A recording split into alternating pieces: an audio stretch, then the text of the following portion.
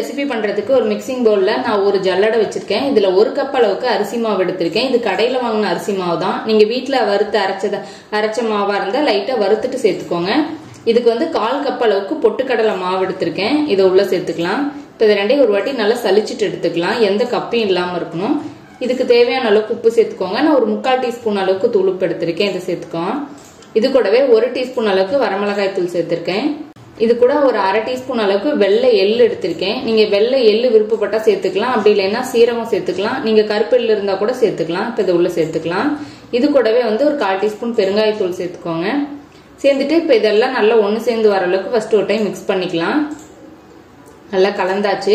இப்போ வந்து நம்ம எண்ணெய் வந்து முறுக்கு பொரிக்கிறதுக்காக எண்ணெய் காய வச்சிருப்போம்ல, அதுல இருந்து நல்லா 1 டேபிள் ஸ்பூன் அளவுக்கு சூடான எண்ணெய் எடுத்து இதுல சேர்த்துக்கோங்க. இப்போ இந்த மாதிரி எண்ணெய் சேர்த்துட்டு நம்ம செய்யும் போது நல்ல முறுக்கு நல்லா கிறிஸ்பியா வரும், நல்லா டேஸ்டாவும் இருக்கும். அதே மாதிரி முறுக்கு எண்ணெயும் குடிக்காது, ரொம்ப நல்லா சூப்பரா வரும். இப்போ எல்லாம் நல்லா ஒன்று சேர நல்லா தேய்ச்சி நம்ம வந்து கலந்து விட்டுக்கலாம். இந்த அளவுக்கு மாவு நல்லா கலந்ததுக்கு அப்புறம் இதுல வந்து கொஞ்சம் கொஞ்சமா தண்ணி சேர்த்துட்டு நல்ல ஒரு சாஃப்டான மாவை நம்ம பிசைஞ்சு எடுத்துக்கலாம்.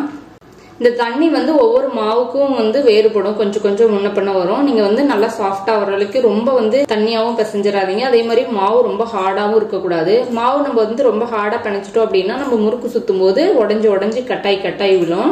நீங்க வந்து சரியான பதத்துல நல்லா சாஃப்டா பிசைஞ்சுக்கோங்க. இப்ப இதுதான் சரியா இருக்கும். இந்த அளவுக்கு நல்லா மாவு சாஃப்டா இருக்கணும். பாருங்க, பார்த்தாவே தெரியுது எவ்வளவு சாஃப்டா இருக்குன்னு. இந்த அளவுக்கு நல்லா மாவு பிசைஞ்சதுக்கு அப்புறம் இதை வந்து நம்ம எடுத்து வச்சுக்கலாம். இப்போ வந்து நான் முறுக்கு புளியறதுக்கு இந்த மாதிரி ஸ்டார் வச்சு எடுத்திருக்கேன். நீங்க விருப்பப்பட்டா எந்த மாதிரி வேணாலும், எந்த டிசைன் இருக்கிறது வேணாலும் எடுத்துக்கலாம். இப்போ முறுக்கு உரல்ல சேர்த்துட்டு கொஞ்சம் எண்ணெய் சுத்தி சேர்த்துக்கலாம். அப்போ வந்து நம்ம முறுக்கு புளியும் போது ரொம்ப ஈஸியா இருக்கும். நல்லா தேய்ச்சதுக்கு அப்புறம் இதுல இருந்து ரொம்ப நிறைய எடுத்து போடாதீங்க, ஒரு சின்ன பேட்ச் மட்டும் எடுத்து போட்டுக்கலாம். அப்போ வந்து நம்மளுக்கு புளியறதுக்கு ரொம்ப ஈஸியா இருக்கும். இந்த மாதிரி ஒரு கரண்டியில வச்சுட்டு சுத்துனீங்கன்னா அழகா சுத்த வந்துடும். மாவு நம்ம கரெக்டா பிசைஞ்சிருந்தோம் அப்படின்னா எங்கேயுமே கட் ஆகாது, நல்லா அழகா புளியறதுக்கு வரும்.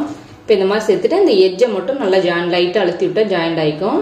இப்போ எண்ணெய் நல்லா காஞ்சிட்டு இருக்கு. இப்போ வந்து நம்ம அப்படியே ஒவ்வொரு முறுக்கா வந்து எண்ணெயில சேர்த்தரலாம். இந்த மாதிரி லேசா அப்படியே பண்ணி விட்டீங்கன்னா உள்ள விழுந்துரும்.